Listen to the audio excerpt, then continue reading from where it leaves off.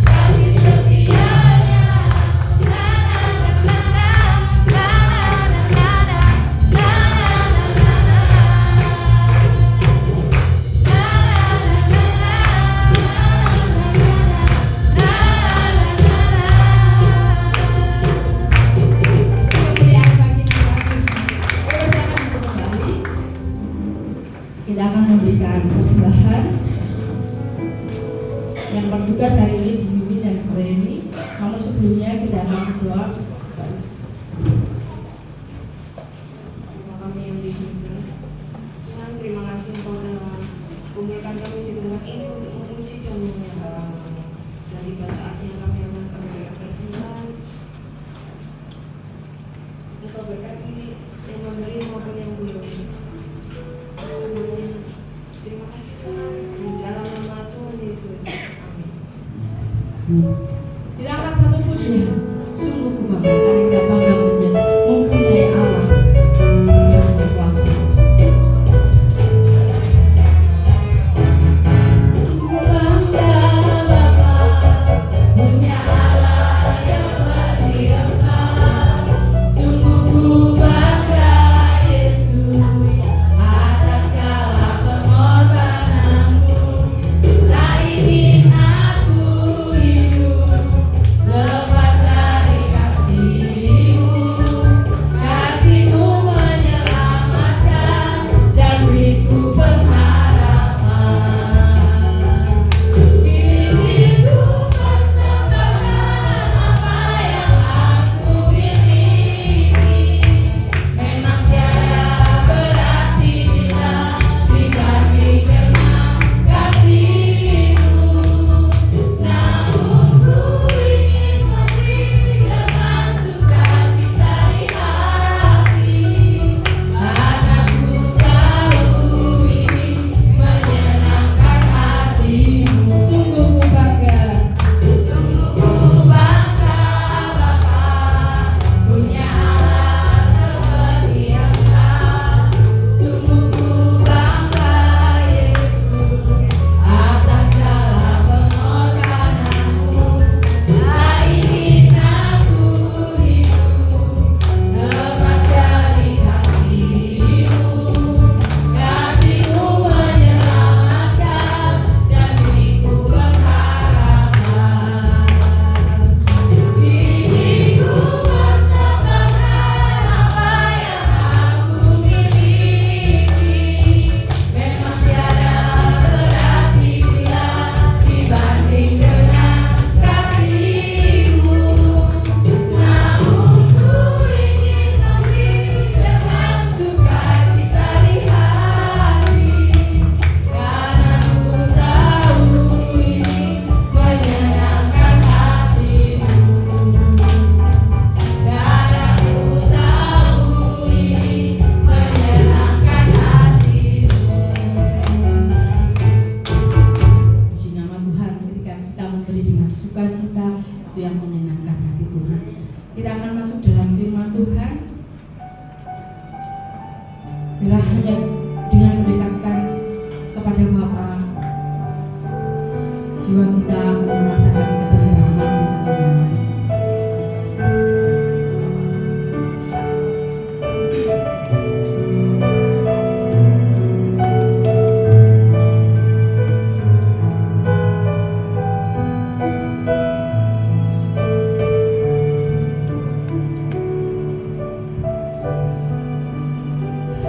Hanya dekat kasih-Mu Bapa.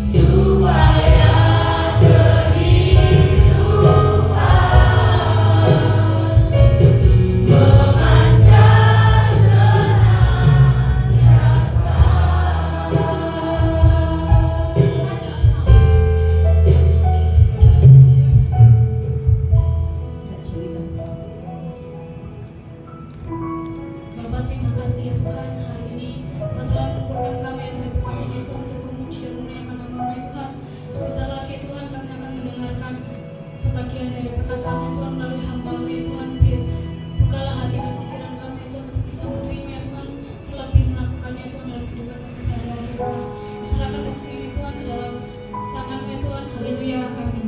Amin. Tuhan silakan duduk.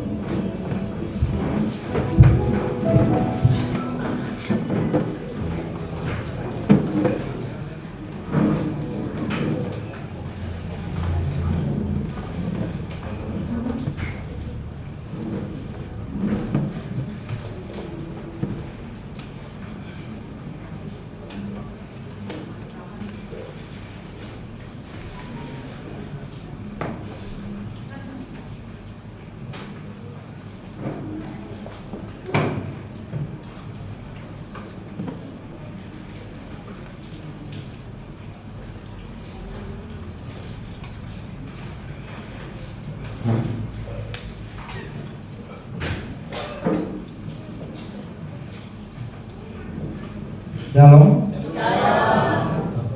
Semangat. Semangat mengalahkan pemerintahan. Masih percaya Kristus? Masih percaya Kristus? Sudah baca firman hari ini? Yang belum. Ya. Kalau firman itu adalah kekuatan dalam hidup, ya. Jadi lebih dari makanan jasmani, ya. Tanpa semangat orang nggak bisa hidup, ya. Nah, hidup itu nanti sumbernya salah satunya adalah firman Tuhan. Oke, kita akan belajar bersama. 2 minggu lagi kita akan menyambut kenaikan Kristus ke surga, ya. Ini masih dalam proses, ya, daripada kebangkitan, di mana Kristus masih bangkit masih ada di dalam dunia dalam peringatan kebangkitan. Dan ini akan saya ambil, ya, di dalam satu kisah yang terambil dalam kebenaran firman Tuhan. Tapi kisahnya ini cuma ada di dalam satu kitab. Injil itu ada 4 kitab, ya. Matius, Markus, Lukas, dan Yohanes. Kisah ini ada di dalam satu kitab aja di antara 4 Injil. Apa itu namanya? Ada Bapak Ibu tahu?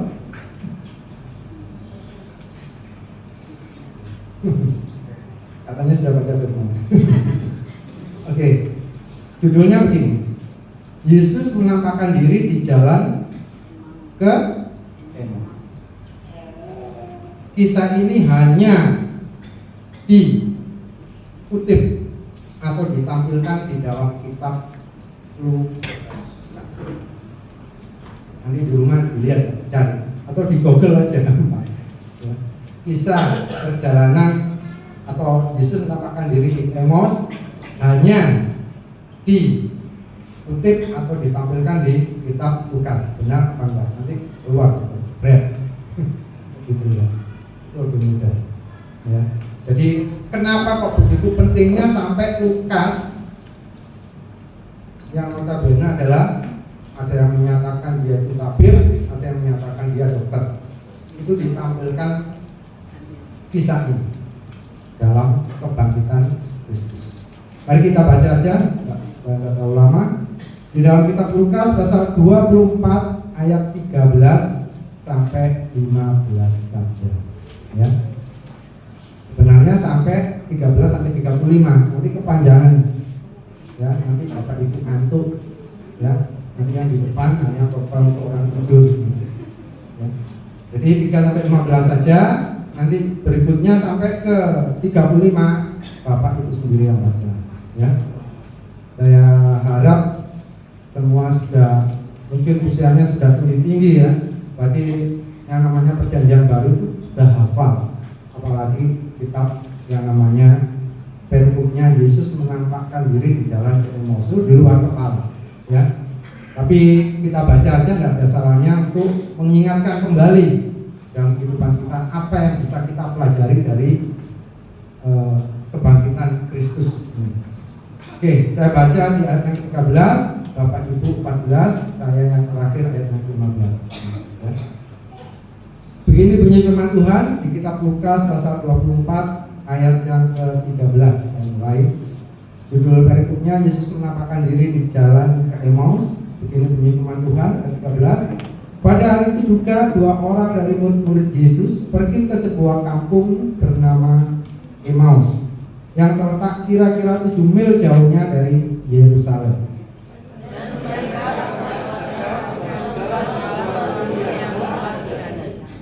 Ayat yang 15, yang akhirnya saya baca. Ketika mereka sedang bercakap-cakap dan bertukar pikiran, datanglah Yesus sendiri mendekati mereka, lalu berjalan bersama-sama dengan mereka. Kalau saya lanjutkan sedikit lagi, ayat 16. Tetapi ada sesuatu yang menghalangi mata mereka, sehingga mereka tidak dapat mengenal. Amin. Ya. Ini ceritanya ada 2 orang murid pulang kampung ke Emmaus. Ya. Di situ dikatakan yaitu 7 mil. Kalau dijadikan kilometer, ada yang mengatakan kalau diukur secara matematika dari 11,2 sampai 11,5 kilo. Jadi perjalanannya agak panjang. Ya. Kemudian dihampiri oleh Kristus. Tapi sayangnya mereka dibutakan. Jadi tidak lihat kalau itu Kristus. Mereka menganggap Kristus sebagai orang asing. Mereka tidak kenal. Padahal itu adalah Kristus sendiri yang berjalan bersama mereka. Ingat Bapak Ibu, kejadian ini setelah Yesus mati, setelah disalibkan, mati dan dikuburkan. Ya. Kemudian dia bangkit. Perempuan-perempuan sudah mengatakan kalau Kristus telah bangkit. Tapi itu hanya sekedar omongan dianggap oleh semua murid-murid. Karena mereka tidak sendiri agak ragu-ragu percaya atau enggak. Soalnya tidak lihat buktinya. Ya. Begitu juga dengan 2 orang ini. Tapi anehnya Bapak Ibu, 2 murid ini tidak dikenal. Bukan murid utama, bukan ke-11 murid yang dimana-mana waktu Kristus mengabarkan kebenaran firman itu ikut. Tapi 2 orang ini tidak dikenal. Tapi yang jelas mereka juga murid Kristus. Kok bisa? Karena yang satu namanya Kleopas, yang satunya tidak dikenal namanya. Berarti ini bukan murid utama. Kalau ada orang presiden itu ada ring 1, ring 2, ring 3 dan seterusnya. Berarti dia bukan ring 1 mereka. Tapi anehnya oleh Kristus dihampiri, dikejar istilahnya. Jadi agenda kebangkitan Kristus itu salah satunya prioritasnya adalah mengejar 2 orang ini. Kok enggak langsung aja dinyatakan ke 11 rasul? Tapi Kristus sendiri menghampiri yang 2 orang ini agenda. Berarti ada sebuah prioritas dan pelajaran yang bisa kita ambil di sini. Supaya kita belajar dalam kehidupan kita itu bukan sesuatu hal yang mudah. Ya, kita ditebus itu bukan dengan harga yang murah, tapi ada sesuatu yang sangat berharga bagi Kristus, di mana kita begitu mulia di hadapan. Oke, Bapak Ibu, saya ambil mulai ayat yang ke-13 sampai ke-17. Tadi sudah kita baca ayat yang ke-15. Saya lanjutkan ke 16 tadi, yang ke-17. Yesus berkata kepada mereka, apakah yang kamu percakapkan sementara kamu berjalan? Maka berhentilah mereka dengan muka murah. Bapak Ibu, yang namanya berjalan ke Emmaus, kalau kita tarik maknanya, yaitu mereka dalam keadaan kecewa dan sedih. Sedihnya sangat mendalam. Mereka yang mengunggulkan gurunya, yang mengimpi-impikan kalau gurunya nanti sebagai pembebas mereka, ternyata gurunya terbunuh dengan kejam, dengan keji, dan pokoknya segala pikiran yang buruk terjadi atas gurunya tersebut. Makanya akhirnya mereka menjadi putus hati, sama dengan hidup kita. Kristus tidak mengejar orang yang sesuatu yang semuanya serba nyaman, tapi Kristus mengejar anak-anaknya yang merasa kecewa dan sedih. Tapi anehnya, setiap orang percaya mengalami kesedihan yang amat mendalam, kekecewaan di mana mereka menginginkan sesuatu tidak tercapai, mereka seakan-akan hidup seorang diri. Walaupun banyak orang di sekelilingnya. Ingat Bapak Ibu, dalam perjalanan ke Emmaus ini sudah memberitakan kepada kita bahwa Kristus tidak pernah sedetik pun meninggalkan diri. Makanya dia menghampiri mereka, tapi dengan satu tanda, mereka masih dibutakan. Kenapa? Pelajaran apa yang kita bisa tarik?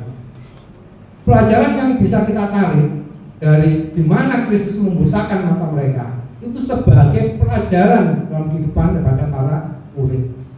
Kalau suatu hari nanti mereka pasti hari demi hari dengan pasti mereka tidak akan lagi melihat di karena apa? Karena dia naik ke surga. Seperti apa yang biasa sadapkan sendiri. Jadi semua apa yang dikatakan digenapi. Bagaimana keadaan murid-muridnya nanti kalau dia tidak bersama-sama dengan mereka lagi? Pelajaran apa yang bisa diambil oleh mereka? Yang mereka harus bisa berdiri di atas kaki iman mereka sendiri. Iman pada siapa? Iman kepada firman yang telah ditinggalkan pada waktu mereka diajar di atas muka bumi. Tapi apa yang terjadi? Mereka masih tetap ragu. Benar, betul. Apa bisa? Ini pembelajaran. Walaupun Kristus tidak lagi tampak secara fisik, Kristus tetap menyertai. Ingat pada waktu dia berkata kepada Thomas, pada waktu Thomas mengatakan, sebelum aku melihat dan mencucukkan tanganku di atas lubang itu, sekali-kali aku tidak tapi begitu Kristus tampak di hadapannya, kemudian dia melakukan apa yang dia inginkan, apa yang terjadi? Kristus mengatakan, berbahagialah orang yang tidak melihat tapi padahal bahasa aslinya dikatakan diberkati. Orang yang tidak melihat tapi percaya. Sama dengan saya berdiri di hadapan Bapak. Saya percaya semua yang ada di sini diberkati. Karena walaupun tidak melihat tapi percaya. Kembali lagi ke kisah Emmaus. Dia tahu kalau dua muridnya ini sangat sedih dan kecewa. Apa yang diharapkannya Buddha, semuanya sudah putus harap. Wes tidak ada lagi yang bisa dipercaya lagi. Katanya ini adalah seorang pembebas, tapi nyatanya semua pupus, mati. Ya. Dan mereka tidak lihat jasadnya. Mereka juga tidak lihat apa yang namanya kebangkitannya. Itu kata murid-murid yang perempuan. Kalau Kristus telah bangkit, apa katanya? Kata yang orang lain bilang. Makanya mereka sudah pulang kampung. Mungkin di sini dikatakan ya, dengan muka muram. Maka berhentilah mereka dengan muka muram. Beberapa orang mengatakan mungkin pada waktu mereka tidak kenal Kristus itu bukan dibutakan, tapi karena mereka berjalan, mereka lihat jalan sehingga Kristusnya tidak seberapa dilihat. Padahal ini mereka nyatanya mereka berhenti. Berarti berhadapan muka dengan muka. Dan jelas mereka tidak mengenal Kristus. Ingat Bapak Ibu, kalau kesedihan dan kekecewaan kita, kalau kita punya harapan tidak terpenuhi, berarti masalah itu lebih besar daripada kepercayaan kita kepada Tuhan. Sama dengan kedua murid. Begitu kecewanya dia sampai tidak mengenali Tuhan. Sampai Tuhan mengatakan, apakah yang kamu percakapan sementara kamu berjalan? Padahal sudah didengar. Doa-doa mereka sudah didengar. Justru tambah ditanyai, apakah yang kamu percakapan sementara kamu berjalan? Apa Kristus sudah tahu kejadiannya? Oh, dia sendiri mengalami. Walaupun misalnya tidak mengalami, dari hatinya aja dia sudah tahu. Doa-doa kita pun juga sama Bapak Ibu. Dengan tuturan air mata, walaupun tidak terjawab, Tuhan sudah mendengar. Makanya jangan putus harap Bapak Ibu. Ya. Kemudian berikutnya di ayat yang ke-18 sampai ayat yang ke-21. Ingat tadi, Tuhan mendengar apa yang kita doakan. Ya. Seberapa dalam kekecewaan kita, Tuhan tahu. Di ayat yang ke-18 sampai 21 dikatakan begini, secara cepat aja. Seorang dari mereka namanya Kleopas menjawabnya, adakah engkau satu-satunya orang asing di Yerusalem yang tidak tahu apa yang terjadi di situ pada hari-hari belakangan ini? Katanya kepada mereka, apakah itu? Jawab mereka, apa yang terjadi dengan Yesus orang Nazaret? Dia adalah seorang nabi yang berkuasa dalam pekerjaan dan perkataan di hadapan Allah dan di depan seluruh bangsa kami. Tetapi imam-imam kepala dan pemimpin kami telah menyerahkan dia untuk dihukum mati, dan mereka telah menyalibkannya. Padahal kami dahulu mengharapkan bahwa dialah yang datang untuk membebaskan bangsa Israel. Tetapi sementara itu telah lewat 3 hari sejak semuanya itu terjadi. Dalam kisah ini Bapak Ibu, yang kedua, pelajaran yang kedua yang bisa kita ambil, mengharapkan sama dengan transaksi. Ya. Seberapa banyak dalam hidup kita mengatakan begini, saya mengharapkan Tuhan untuk kesembuhan bapak saya. Saya mengharapkan Tuhan untuk menjawab pergumulan keluarga saya. Saya mengharapkan Tuhan untuk bisa memberkati saya dalam pekerjaan. Saya mengharapkan Tuhan untuk kesembuhan saya sendiri. Tapi apa yang terjadi? No, tidak terjawab. Seakan-akan tidak terjawab.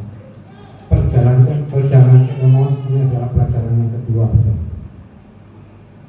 Doa menjadi sebuah transaksi. Kalau saya melakukan ini, berarti Tuhan nanti harus melakukan yang ini.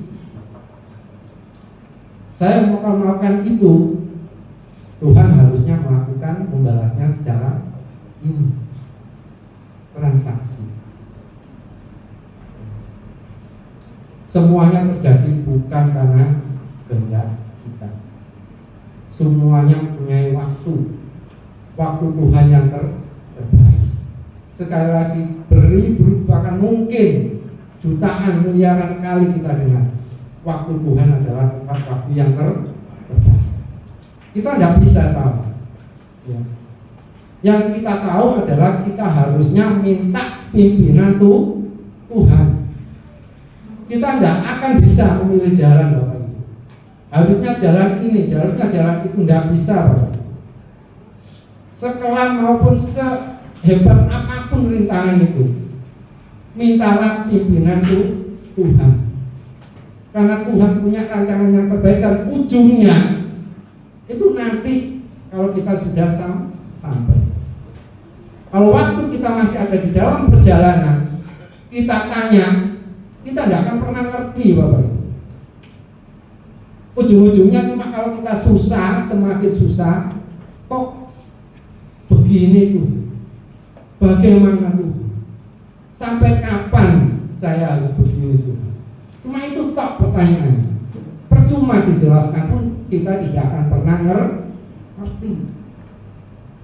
Ingat kisah Ayub Bapak Ibu, ingat, tidak akan pernah bisa ngerti. Ya. Begitu salehnya kok tetap menderita. Diterangkan pun, dijelaskan pun tidak ngerti. Bahkan teman-temannya pun tidak bisa menjelaskan kepada Ayub. Bahkan mereka cenderung ya, melakukan seperti yang sepertinya benar, tapi nyatanya salah.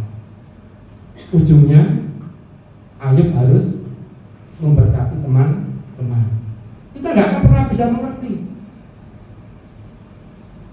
karena Tuhan aja yang punya jalan, Tuhan yang punya rencana, dan Tuhan sudah mempersiapkan yang terbaik. Tinggal kita aja yang jalannya. Saya sendiri nggak tahu jalan saya bagaimana, tapi yang satu yang saya tanamkan dalam pikiran saya, syukuri. Cuma itu, syukuri aja. Nanti suatu saat kalau saya sampai ujung, dalam hati saya bilang, pasti nanti saya lihat ke belakang, itu begitu hebat. Dalam hidup kita tidak bisa merencanakan apapun dalam hidup kita. Serahkan semuanya dalam Tuhan. Berserah bukan menyerah ya Bapak Ibu. Ya. Apapun yang dikatakan bukan menyerah, berserah. Ada usaha manusia dan Tuhan yang menentukan.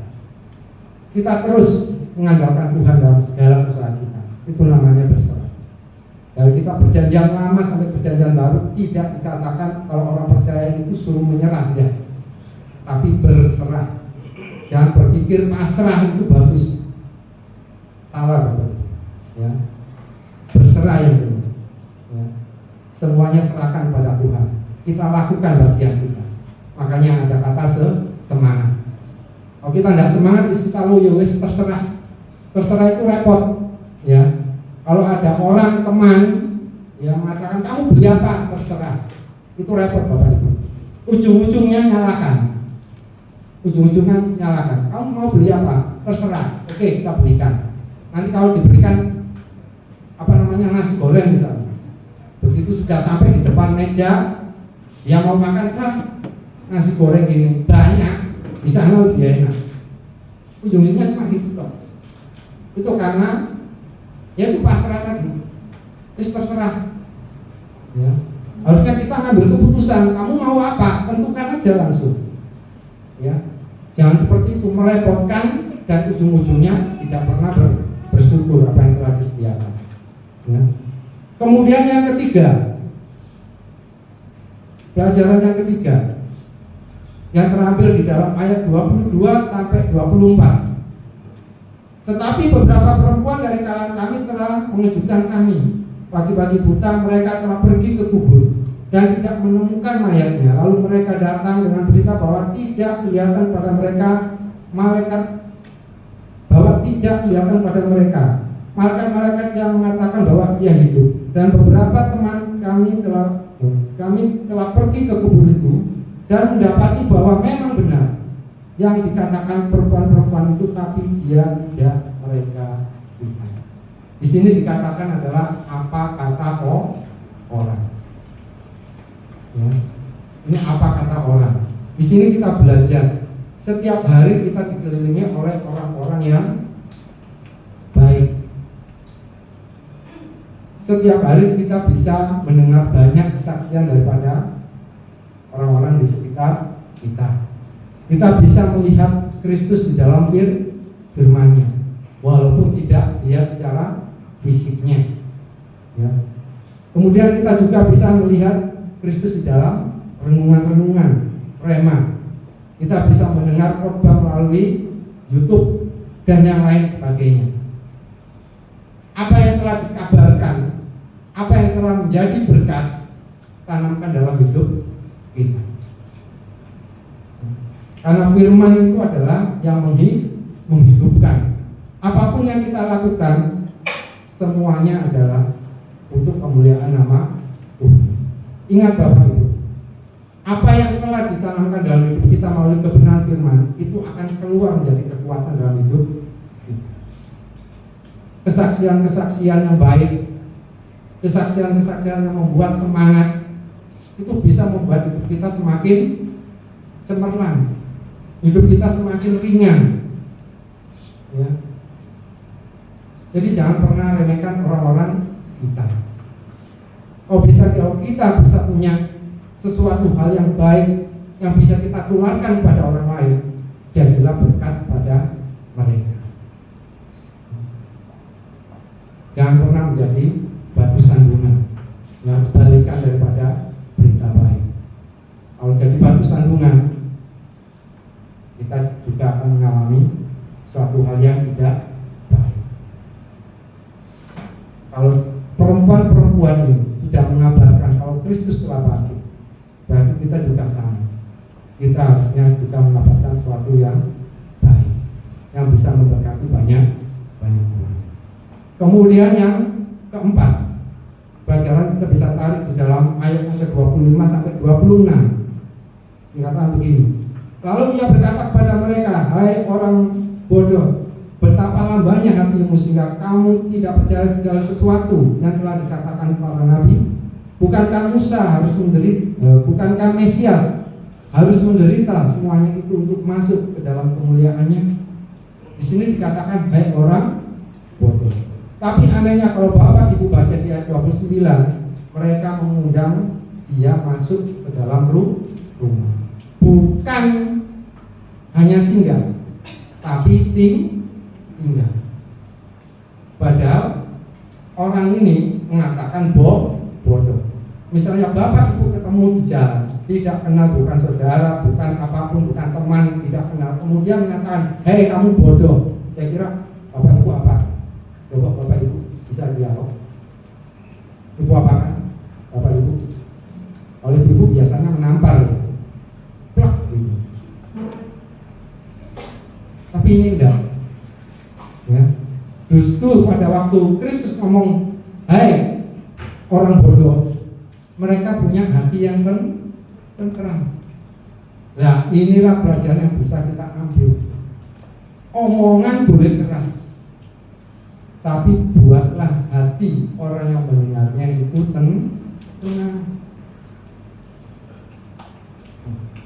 Misalnya dalam keluarga juga sama, terutama ibu dan bapak. Kalau menasihati anak, jangan ngomongnya yang tegas, tapi membuat hati anak-anak tidak marah. Bisa enggak Bapak Ibu? Bisa niru enggak? Amin. Belajar ya. Ini pelajaran penting loh Bapak Ibu.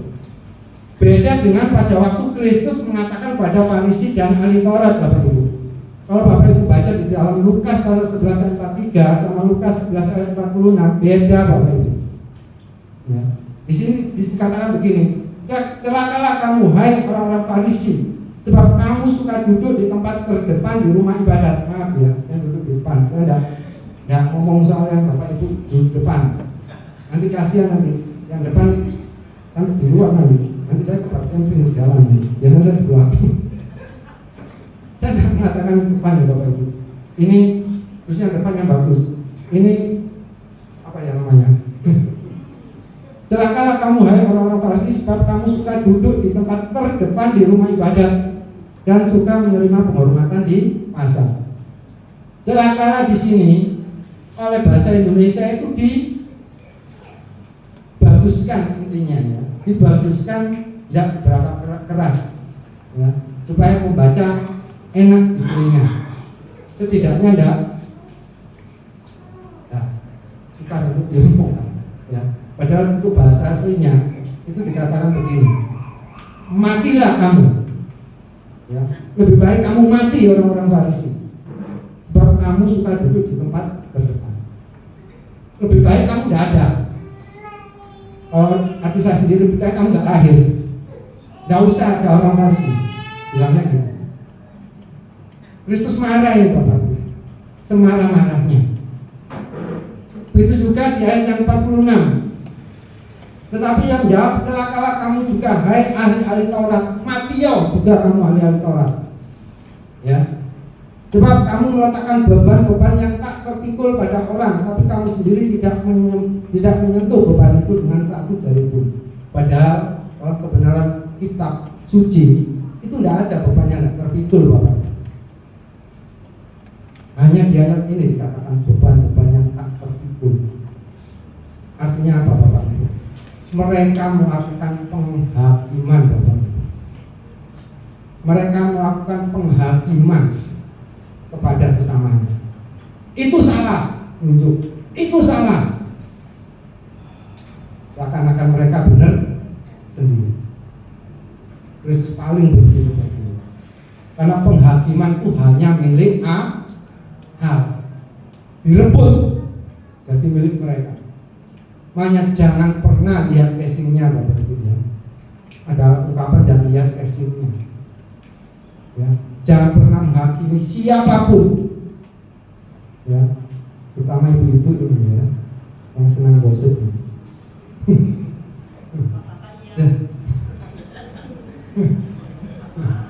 Ya, kalau sudah melenceng ke anu lebih baik pergi aja, nggak usah ikut. Ya, nggak suka Bapak Ibu. Kristus tidak suka penghakiman. Dia lebih kepada kasih karunia. Tidak ada penghukuman lagi. Kristus sayang. Ya, kalau Bapak Ibu baca di kisah anak yang terhilang, ya, setelah menghabiskan foya-foya, apa yang terjadi? Anaknya pulang. Apakah disambut? Oh, disambut. Yang nama bapaknya itu lari Bapak Ibu. Sampai lari loh Bapak Ibu. Ya, jangan sampai kedahuluan orang desa. Kalau sudah kedahuluan orang desa, wah dihukum mati itu. Kalau dihukum mati diusir dari desanya. Bapaknya tidak malu-malu, dikejar, dipeluk, dicium. Begitu juga dengan kita. Kalau kita sudah jatuh dalam dosa, bangkit lagi, kembali kepada Tuhan. Tidak ada penghakiman, tidak ada penghukuman. Tapi ingat, ya, kalau sudah mendapatkan kasih karunia, jangan jadikan itu sebagai kartu merdeka untuk berbuat dosa. Kebangetan Bapak Ibu kalau Bapak Ibu pikiran itu, ya, kebangetan kalau begitu. Oh, berarti saya bebas sepenuhnya? Ya, bebas sepenuhnya. Tidak ada penghakiman, tidak ada penghukuman, bebas dong. Sekarang saya buat dosa, nanti kan diputuskan lagi. Yang Bapak itu keji kalau bilang begitu. Kalau sudah tahu seperti itu, taati. Kalau kita sudah dibenarkan, harusnya kita mengucap syukur, lakukan tugas kita untuk senantiasa memuliakan nama Tuhan. Ya, Bapak Ibu. Oke, lanjut ke kelima. Banyak Bapak Ibu. Yang kelima langsung aja sobat-sobat, ayat yang ke-27 sampai 70. Ayat yang ke-27, ya, satu ayat. Lalu ia menjelaskan pada mereka apa yang tertulis tentang dia dalam seluruh kitab suci, mulai dari kitab-kitab Musa dan segala kitab nabi-nabi. Ini dikatakan begini Bapak. Kalau kita tarik maknanya dalam-dalam, suatu saat kita akan murid-muridnya tidak melihat dia lagi secara fisik. Begitu dia naik ke surga, dia berubah menjadi omnipresent. Kalau para hamba Tuhan mengatakan seperti itu, yaitu dia maha hadir. Makanya lebih baik aku naik, ya, daripada Yesus bersama murid-muridnya. Kenapa? Karena secara fisik dia tunggal, ya. Oh, dia tidak naik, ya satu pribadi itu. Bayangkan kalau dia diundang gereja, apalagi gereja Boki. Mungkin gereja Boki mendapat urutan keberapa dari seluruh dunia. Mungkin 100 tahun mungkin baru dapat giliran. Tapi begitu Kristus naik, dia menjadi maha hadir. Dimanapun kita ada, di situ dia hadir. Bukan hanya dalam kegiatan ibadah seperti ini, tapi dalam hati kita pun dia hadir. Makanya lebih baik dia naik. Roh Kudus itu menjadi berkat dalam kehidupan kita.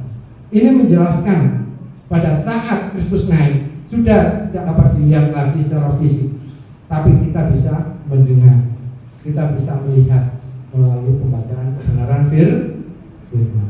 Ingat kan Yohanes 1 pasal 1? Yohanes pasal 1 ayat 1 maksud saya. Apa yang dikatakan pada mulanya adalah firman. Firman itu bersama-sama dengan Allah. Dan firman itu adalah Allah. Makanya saya sudah bilang tadi kan, apa sudah baca firman? Ingat Bapak Ibu, firman itu bukan huruf mati Bapak Ibu, tapi dia hidup. Ini dikatakan di dalam yang ayat yang ke-27. Lalu ia menjelaskan kepada mereka apa yang tertulis tentang dia dalam seluruh kitab suci. Dia sendiri yang ada dalamnya itu Bapak Ibu. Kalau kita tidak pernah baca firman, bagaimana kita bisa kuat dalam kehidupan kita? Itu bukan huruf-huruf mati Bapak Ibu. Dalam kebenaran Alkitab itu bukan huruf mati. Makanya Kristus menampakkan diri kepada muridnya ini di Emos ini sebagai pembelajaran bagi muridnya. Nanti kalau saya tidak ada, kamu baca firman apa enggak? Tapi kalau dia kelihatan jelas Kristus, ya beda lagi ceritanya. Ya, cerita ini tidak akan keluar karena mereka tidak akan percaya firman. Oh, Kristus ada di depan. Begitu Kristus menerangkan hal itu sebagai orang asing, menunjukkan kamu itu baca firman. Percaya isi-isi yang ada di dalam firman itu bukan huruf mati. Itu adalah huruf-huruf yang hidup. Pada saat kamu ditekan, huruf-huruf itu bisa keluar dalam hidupmu, melindungi dan menolongmu. Kenapa orang tidak kuat dalam hidupnya? Karena mereka tidak pernah baca firman Bapak Ibu, tidak percaya janji-janji, bahkan kekuatan yang daripada firman itu sendiri. Ujung-ujungnya bunuh diri kan? Walaupun loh Bapak Ibu, kalau Bapak Ibu lihat di TV itu dia orang Kristen. Orang Kristennya bagaimana? Tanda tanya. Dia agama atau pengikut Kristus? Ya. Jangan mentang-mentang ada berita orang Kristen berarti dia pengikut Kristus. Belum Bapak Ibu. Ya. Pengikut Kristus tidak seperti itu. Dia punya kekuatan yang sejati dalam hidupnya karena dia tahu apa yang dia baca, apa yang dia dengar itu adalah huruf-huruf yang menghidupkan. Kemudian yang terakhir, ini yang disukai oleh jemaat, ya. Mereka mendekati kampung yang mereka tuju, lalu ia berbuat seolah-olah hendak meneruskan perjalanannya. Ini adalah makna terakhir yang menentukan hidup kita di dalam dunia ini. Begitu semua telah dijelaskan dalam kebenaran firman, tinggal kita yang menentukan. Kita buka hati atau enggak. Percuma kita dengarkan firman, kita baca firman, tapi kita tidak pernah membukakan pintu bagi Roh Kudus, bagi Kristus untuk masuk dan merubah hidup. Yang lama tetap lama, yang jahat tetap jahat, tidak ada perubahan. Makanya dikatakan seolah-olah padahal Kristus sendiri ingin masuk, tapi dia tidak pernah memaksa. Benar kita hadir di sini, ya. Tapi belum tentu kita buka hati untuk Kristus. Ya. Tuhan dan Bapak Ibu serta saya sendiri yang tahu apakah saya membuka hati untuk Kristus. Itu yang menentukan saya pribadi sendiri setiap anak-anak Tuhan. Jangan mengaku percaya kepada Kristus kalau kita belum membukakan hati untuknya. Dan untungnya dua orang yang emosi, dua muridnya ini, mereka membukakan pintu untuk Kristus masuk. Begitu masuk, tujuan Kristus sempurna. Tahu tujuannya yang terakhir? Yaitu mereka mengalami Tuhan. Tahu kan ceritanya? Di ayat yang terakhir 29 sampai 31 dikatakan begitu dia memecahkan roti, mata mereka terbuka dan mereka mengenal ternyata orang asing yang bersama-sama dengan mereka yang telah mengatakan hei bodoh, itu ternyata Kristus. Inilah tujuan akhir daripada Kristus di dunia, bahwa setiap muridnya, setiap orang harusnya mengalami Tuhan. Bukan kata pendeta, bukan kata hamba Tuhan, bukan kata narasumber, bukan karena kata siapapun dia, tapi harusnya kita sendiri mengalami Tuhan. Mengalami Tuhan adalah mengalami pergumulan, tapi dia selalu minta pimpinan pada Tuhan. Tangannya dipegang oleh Tuhan yang berat. Walaupun apa yang berat, kita boleh sedih, kita boleh terkulai, kita boleh apapun itu mencucurkan air mata sampai habis-habisan. Tapi ingat Bapak Ibu, jangan pernah tinggalkan Kristus. Perjalanan ke Emos begitu sangat penting dalam kehidupan orang percaya dalam hal kebangkitan, karena Kristus ingin memberikan pelajaran terakhirnya bahwa apapun yang terjadi, dia senantiasa mengejar orang-orang yang melihat kepadanya, yang tidak menyembelihkan apapun, yang terutama akan firman Tuhan. Dia akan kejar dan kejar. Begitu dapat dia peluk, dia cium, dia angkat, dia beri jalan keluar, dan dia akan menampakkan diri sendiri dengan berbagai hal yang mungkin kita tidak tahu, mungkin berupa mujizat atau yang lain, yang membuat kita boleh tertarik bahwa kehidupan kita itu tidak pernah sedetik pun lepas dalam genggaman. Dia selalu menyertai, dan melalui perjalanan ke Emos ini juga setiap kita boleh dikuatkan bahwa apapun yang kita lakukan, Tuhan lihat. Apapun yang kita doakan, Dia dengar. Dan sebelum apapun yang kita minta, Yesus sendiri sudah tahu apa isi hati kita. Tinggal jangan pernah putus asa, jangan pernah putus harap. Setelah itu baru kedua murid ini setelah mengalami Tuhan sendiri, dia menjadi dua orang yang utama dalam kesaksian. Kok bisa? Kalau Bapak baca yang terakhir, Bapak Ibu baca terakhir dari pasal ini, dari ayat perjalanan ke Emos ini, mereka mengabarkan pada ke-11 rasul, padahal 11 rasul belum lihat, Bapak Ibu, belum lihat. Dua orang yang tidak terhitung jadi saksi utama bahwa mereka telah mengalami Tuhan. Jadi bagaimana dengan Bapak Ibu? Saya tanya, bagaimana kehidupan Bapak Ibu? Kalau Bapak Ibu kecewa, putus asa, jangan lari kemana-mana, larilah pada Tuhan. Tuhan senantiasa menyertai. Amin. Tuhan memberkati. Mari kita berdoa. Tuhan, kami ucap syukur pada pagi hari ini. Kami boleh belajar banyak hal tentang kebangkitan, tentang dua murid-Mu yang senantiasa Engkau kejar ya Tuhan. Ya walaupun ya Tuhan mereka sebagai orang biasa, mereka putus harap melihat gurunya telah mati, tapi oleh anak Engkau yang punya kasih yang mendalam bagi orang percaya, Engkau senantiasa mengejar mereka dan memberkati mereka, sehingga mereka boleh melihat Engkau sendiri dalam kekudusan, kemuliaan-Mu ya Tuhan, melindungi mereka, sehingga mereka boleh menjadi alat-Mu. Begitu juga ya Tuhan, jadikan kami sebagai alat-Mu, menjadi berkat bagi banyak orang. Melihat ya Tuhan, bahkan ya Tuhan, firman-Mu menguasai hidup kami, sehingga pada saatnya banyak jiwa baru ya Tuhan boleh melihat kepada hidup kami, sehingga mereka punya Tuhan boleh memuliakan nama-Mu.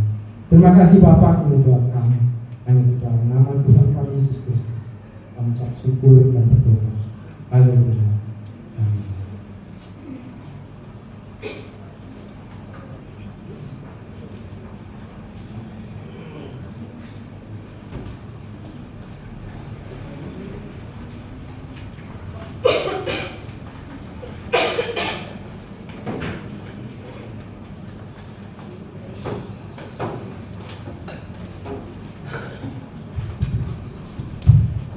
Puji Tuhan, Bapak Ibu Saudara diberkati hari ini. Jadi yang hari ini merasa anakku nanti sekolah lagi yo, ya, apa saya diterima di sekolah ini? Apakah uangnya ada? Nah, jangan lupa ya, jangan putus harap. Datanglah pada Tuhan. Hari ini kita diberkati oleh firman Tuhan. Biar hidup kita semakin mengenal Tuhan lebih lagi dan mau dipakai untuk jadi alatnya. Tadi kita akan memberikan persembahan diakonia, tapi sebelumnya mari kita berdoa. Bapa dalam surga, kami mengucap syukur buat semua yang Tuhan sudah lakukan buat kami. Terutama Tuhan sudah sekali kami dengan terang firman-Mu. Biarlah Tuhan tambah-tambahkan kami hati yang senantiasa mempercayai Engkau dalam segala sesuatu. Kami tahu bahwa Engkau sanggup melakukan segala perkara. Di saat-saat yang kami tidak bisa melihat Engkau di depan kami, Tuhan tolong Engkau berikan kepada kami hati untuk tetap percaya bahwa segala sesuatu Tuhan lakukan buat setiap kami. Kau memberkati hamba-Mu yang sudah menjadi saluran berkat buat setiap kami, Bapak Endra dan pekerjaannya, maupun yang dikerjakan dengan anak-anaknya, Kau memberkati dengan berkat yang baik dan surga. Kami hari ini Tuhan mau pakai setiap kami untuk menjadi saluran berkat bagi orang-orang yang membutuhkan pertolongan Tuhan, dengan kami memberi persembahan diakonia. Kiranya apa yang kami persembahkan semuanya untuk hormat kemuliaan nama Tuhan. Berkati kami yang Tuhan berkati, yang belum Tuhan berkati, supaya kami boleh memiliki hati untuk boleh berkati. Terima kasih Bapak yang berkati dalam nama Tuhan Yesus. Berdoa dan bersyukur. Amin. Yang bertugas saudara Aaron dan Nail, kita akan pujian Aku Diberkati Sepanjang Hidupku Diberkati. Aku diberkati sepanjang hidupku diberkati. Bila bangun pagi hari yang berganti malam, aku diberkati. Aku diberkati sepanjang hidupku diberkati. Bila bangun pagi hari yang berganti malam, aku diberkati. Berkatilah, diberkatilah orang yang mengandalkan Tuhan. Diberkatilah orang yang mengandalkan Tuhan. Diberkatilah orang yang mengandalkan Tuhan, yang menaruh harapnya hanya kepada Tuhan. Aku diberkati sepanjang hidupku diberkati. Bila bangun pagi hari yang berganti malam, aku diberkati. Berkatilah, diberkatilah orang yang mengandalkan Tuhan. Diberkatilah orang yang mengandalkan Tuhan.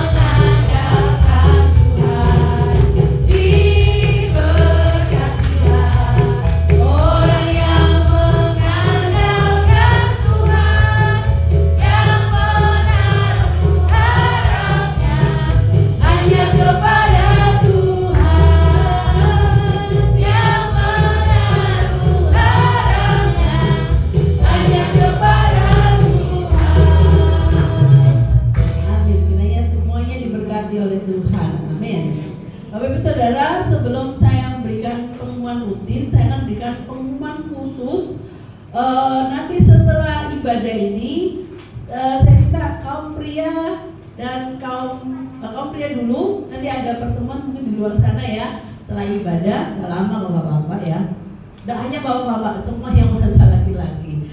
Kemudian kaum wanita itu di dalam ya. Tapi yang ini ya, selain yang soko guru, karena soko guru ada sendiri nanti karena kaum wanitanya akan ada latihan menyanyi. Jadi soko guru nanti mungkin minggu depan ya. Jadi kita akan bagi tempat. Jadi setelah ibadah nanti Bapak Ibu bisa kumpul sesuai dengan perkomisi. Kemudian Bapak Ibu, saya menyampaikan di hari Sabtu itu tanggal 1 itu tanggal merah. Saya mengundang kaum bapak ya, kaum pria lagi, karena sudah ada beberapa yang mengotori akan ada kerja bakti membongkar gudang ya. Jadi yang libur dan yang memang tidak ada kegiatan bisa ke gereja untuk membantu saling bekerja sama bongkar gudang. Kalau ibu-ibunya mau datang monggo bawa gorengan atau apa gitu. gitu ya. Oke. Terus satu lagi Bapak Ibu Saudara, tolong ditayangkan hari Sabtu ini sebenarnya untuk anak-anak muda. Tetapi saya menyarankan Bapak Ibu yang punya anak-anak sekolah baik SD, SMP, SMA untuk hadir di acara seminar ini. Ada judulnya The Miracle of Nusantara, Memenangkan Masa Depan. Ini diambil dari Daniel pasal 1 ayat 20 ya. Jadi mana Daniel dan teman-temannya itu 10 kali lebih cerdas daripada orang-orang seusianya. Jadi kalau dulu bisa, kenapa sekarang enggak? Sekarang generasi kita itu khususnya anak-anak Tuhan itu dipacu untuk menjadi 10 kali lebih cerdas. Bapak Ibu pernah dengar ya, hasil TKA, SMP dan SMA itu jeblok ya, karena tahun kemarin kita nggak ada namanya ujian nasional, dan ini mulai diadakan dan hasilnya tidak memuaskan. Ini salah gurunya atau salah muridnya atau bagaimana, pokoknya hasilnya tidak bagus. Nah, kalau yang penting salah gurunya, apapun salah gurunya ya. Nah, ya semoga salah guru deh. Oke lah, saya terima karena saya guru juga. Pak Indra, bagaimana? Nah, yang SD belum muncul kan, baru kemarin TKA, jadi hasilnya belum tahu. Nah, Bapak Ibu, ini menjadi pergumulan kita bersama bagaimana generasi kita itu menjadi bisa nggak kayak Daniel ini. Kita yakin, kita percaya pasti bisa. Kalau cuma doa bisa, tapi kalau ada usaha itu lebih bagus ya. Nah, bagaimana caranya? Bapak Ibu, ini ada tim yang akan memberikan itunya kepada kita ya. Ada hasil penelitiannya. Jangan sampai yang hari ini kuliah 10 tahun kemudian nganggur bersama. Karena semua sekarang itu sudah ambil alih sama AI. Jadi Bapak Ibu yang suka nyanyi, bikin lagu, itu gak usah pusing-pusing, masukkan di Suno, sudah keluar bisa nyanyi lagu mau jenis musik apapun, mau bikin apa, semua bisa. Anak sekolah, murid-murid saya itu pernah keceplosan ngomong, dia ulangan, gak pakai itu, masukkan di ChatGPT, jawabannya keluar semua tanpa mikir, ya. Berarti kan gak pakai otaknya. Nah, jangan sampai hanya ketergantungan itu anak-anak kita jadi pokoknya seperti seneng gitu, jangan Bapak Ibu ya. Nah, makanya saya undang para orang tua untuk hadir di acara seminar ini hari Sabtu jam 17.30. Harusnya jam 6, cuman orangnya bilang, "Bu, saya itu nanti kalau ketika saya mau menyampaikan saya tidak mau ulang." Jadi artinya ketika sudah disampaikan, tidak bisa ngulang.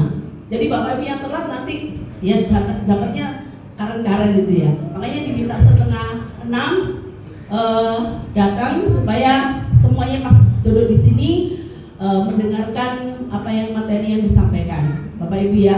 Kalau bisa nanti Bapak Ibu daftar supaya nanti bisa ketahuan jumlahnya berapa, dan kalau ada berkat nanti Bapak Ibu dapat makan malam ya.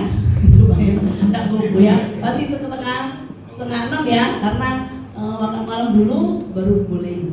Ya kalau makan malam berarti Bapak Ibu berangkat jam 5 dong ya. Jadi anak-anak muda datanglah ya, wajib untuk anak-anak muda dan orang tua silakan hadir, dan memang saya sarankan untuk hadir yang punya anak-anak. Itu ya Bapak Ibu ya. Haleluya. Puji Tuhan. Puji Tuhan. Masih dengar suara saya ya. Ya, pengumuman khususnya sudah. Sekarang saya akan bacakan untuk pengumuman rutinnya. Hari Rabu persekutuan doa Pekalongan dan Kebon Agung di rumahnya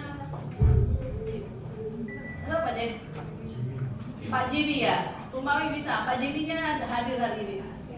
Tapi ya, jadi maksudnya Pak Jibi yang ketempatan tapi rumahnya di Bu Mami nggih. Pokoknya di rumahnya Bu Mami nggih. Mantap suan Bu Mami. Hari Rabu tetap kelompok Bogi sama Karangpuri di rumahnya Oh, Bu Agus. Iya, Pak Agus dan Bu Agus di sini ya. Di rumahnya Pak Agus dan Bu Lena ya. Ulang tahun Bapak Ibu. Ada anaknya nggak ada.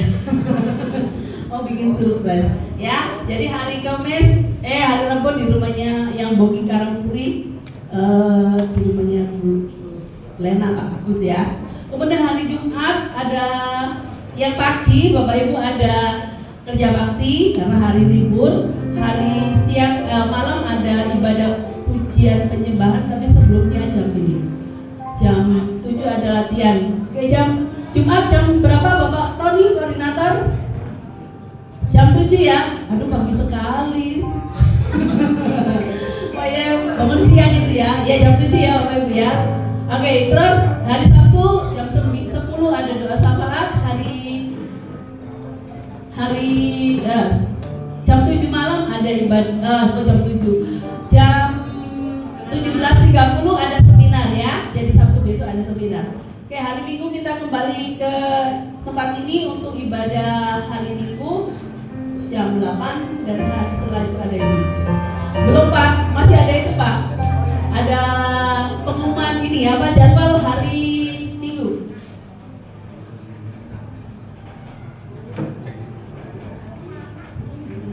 Oke, untuk yang pengujian minggu depan dilayani oleh Bu Supriyatin, singernya Ibu Arin dan Ibu Linda, MC Dinia Daniel Samosil, kemudian kita Bu Dedi dan Bu Mohar. Minggu depan minggu pertama penerima tamu keluarga Bapak Pujiadi bersama Bapak Sutoyo dan pelayan perjamuan kudus ada Bapak Gadot, Pak Dodi, Pak Hendra dan Bapak Jack. Kalau dipersiapkan untuk minggu depan. Ya, saya kira itu pertemuan saya cukup sampai di sini. Saya undang Bapak Ibu untuk berdiri bersama-sama. Yang berdoa syafaat silakan maju ke depan dan kita akan akhiri dengan pujian. Kami memuji kebesaran-Mu.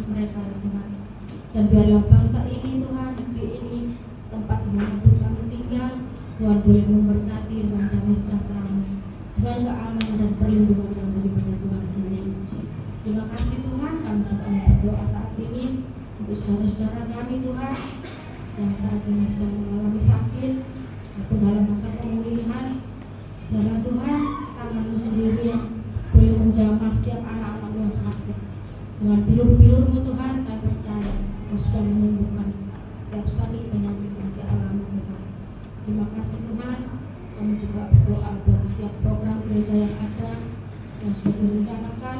Semuanya kami serahkan dalam tangan-Mu. Tuhan yang memimpin setiap ibadah yang ada, baik hari Minggu, baik ibadah anak-anak sekolah minggu, pemuda remaja Tuhan, maupun ibadah di setiap kelompok, kami serahkan semua dalam tangan-Mu. Tuhan sendiri yang memimpin, Tuhan sendiri yang beracara. Kau satukan kami setiap anak-anak-Mu Tuhan dalam puji muliakan nama-Mu. Kau berikan kami kesatuan hati untuk senantiasa kami boleh saling menguatkan satu dengan yang lain, saling mengasihi Tuhan, dan biarlah semua hanya untuk kemuliaan nama-Mu saja. Terima kasih Tuhan, kami Tuhan berdoa Tuhan untuk Tuhan anak-anak remaja sekolah minggu, biarlah Tuhan dalam masa pertumbuhan mereka Tuhan boleh memberkati hati yang takut akan Engkau Tuhan, sehingga anak-anak ini boleh tumbuh menjadi anak-anak yang takut akan Tuhan. Demikian kami sebagai orang tua, Tuhan berkati supaya kami boleh menjadi contoh yang baik, menjadi teladan yang baik Tuhan buat mereka untuk hidup takut akan Tuhan. Terima kasih Tuhan, kami hanya serahkan Tuhan semua doa dan permohonan kami Tuhan pada pagi hari ini. Dalam nama Tuhan Yesus kami berdoa dan bersyukur. Haleluya. Amin. Mari jemaat Tuhan, sebelum kita akan meninggalkan tempat ini, kita buka hati kita, buka tangan kita untuk menerima berkat dari Tuhan. Kiranya damai sejahtera, sukacita, kekuatan untuk menjadi pelaku firman Tuhan, tetap mengandalkan Tuhan di dalam segala apapun, mempercaya Dia dalam segala apapun, dan menjadi bagian dari setiap anak-anak yang mengasihi Tuhan.